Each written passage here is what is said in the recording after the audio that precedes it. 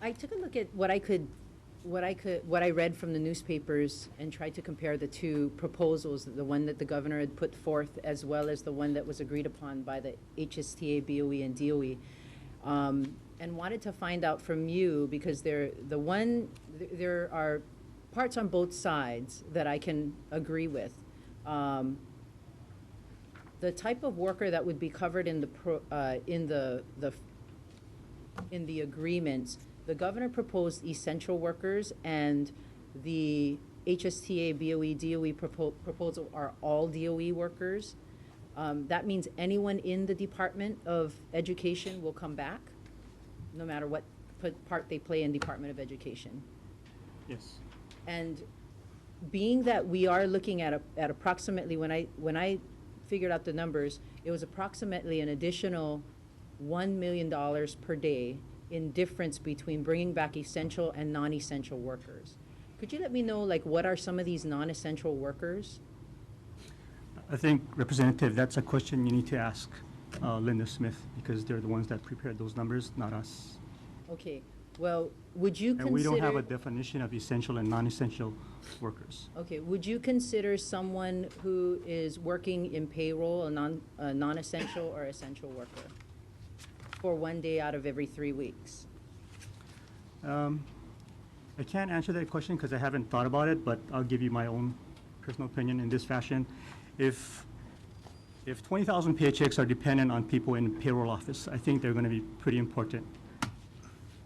But the paychecks of all the rest of the department workers in DAGs also have furloughs, and they're getting paid. You asked for my opinion, so. Okay. HSTA, the difference between some of your members that might be considered essential and non-essential, there are teachers that, my understanding from talking to other teachers, there are teachers that don't work with kids directly. Do those teachers need to be included in the agreement as essential? Yes, we believe that all the teachers in the education are essential. Where they give support to their constituents. I mean, the librarian, and I think according to the governor, may not be essential, but we believe in a librarian is essential. A tech coordinator may be labeled as not essential, but a tech coordinator is essential. A curriculum coordinator. They might not have students in their classroom, but they provide assistance for the teachers. So are you saying that a tech coordinator, if they call in sick, you have to go ahead and call somebody from the private sector to come in and fill their position? The school could do that. No, do they do that now? I don't know. I cannot speak for every school, but they could do that if it was necessary for them to get on board with that. Could I have DOE join in on the table, please? Because I'd like to know if the schools actually do that with either tech or librarians, if you call in a replacement for your librarian if they're sick.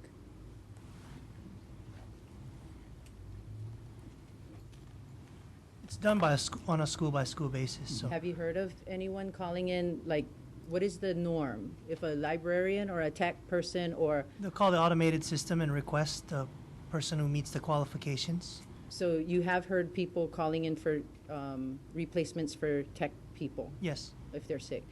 What about if the district superintendent is sick? Does she get called?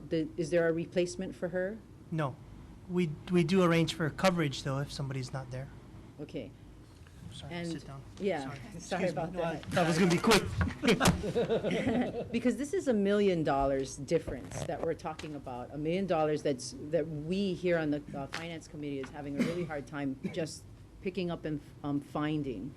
My understanding is if they are essential and non-essential, then the non-essential would still be on whatever furlough agreement that they're already committed to, right? So it would be equivalent to 8% in a furlough cut, I guess, a furlough pay cut.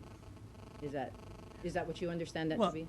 I think we use that term essential, non-essential loosely, and I think I want to just make a comment that term was not a term that we invented. So That's another party's interpretation of what they believe to be important and not important. Okay. I believe that if an employee is essential from Monday to Thursday, they're essential on Friday. And if there's any kind of work related issues about that, then, that's the department need to make them only work on 4 days a week. But I believe that all of the members are essential. So are you then saying that, well, you agree with the HGA's position then, that if we fund you guys, or HSTA, that we have to fund all HGA workers outside of the Department of Education? Well, right now, this particular bill Because they is work 4 a- out of 5 days. I understand that, but we're addressing I believe that we're dealing with students, okay? I cannot speak for the other unions, because I am not negotiating for the other unions, but for the Department of Education, we deal with a human being, a student. When you're talking about other jobs that may not deal with students, this is an immediate situation, putting education as a priority. The last time I came to this particular committee, you asked me questions about planning days. The teachers have compromised the situation. We realized what you talked about last time. You told me last time that, Will, you have the key. Yes. You have the key to ending the furlough days. I have the key now. This is an opportunity to end all furlough days from this year and next year. Next week, we will vote. You asked me last time if your members who had the opportunity to vote. They will vote next week. And To certify that teachers want to get back in the classroom, students today has mentioned to you they want to get back into the classroom, and this is what the public wants, to Will, get I back into don't the know, classroom. I don't know that the public wants people who are not directly affecting students to come back to the classroom, to Well- come back to work. I don't know that. And I also have talked to many teachers who disagree with your position. Well, let me say this, Representative Finnegan. We have negotiated a tentative agreement with the board. This is the final chapter. If we want to end furlough Fridays, this is the opportunity today. Okay, because this is the second time the HSTA is coming forth before this particular committee to discuss about furloughs. The last time we had a tentative agreement with the board on December 28th. We've compromised the situation in a sense to end all Fridays. All instructional days are provided for the students. With all due respect, if we pass it like this, the governor has already said she will not release the money for 92 million. So that does not solve the furlough problem. I realize that, but this is. So it does not solve the furlough problem. Okay.